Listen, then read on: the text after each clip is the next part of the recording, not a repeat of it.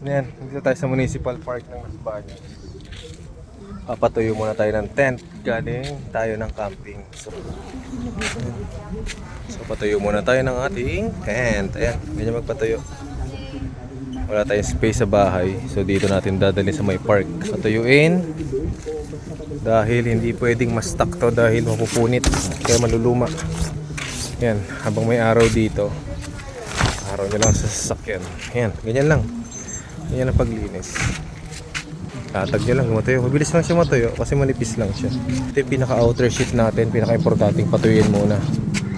Yan, mamaya buuin natin yung inner natin. Inner tent, parawan. Kung wala namang gaanong dumi, putik, air dry nyo na lang yan. Tapos pagpagay nyo yung mga buhangin kung beach.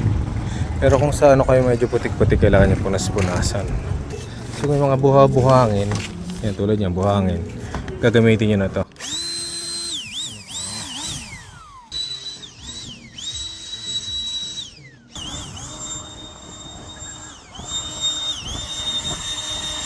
Hindi kayo mahirapan magpagpag meron kayo nito.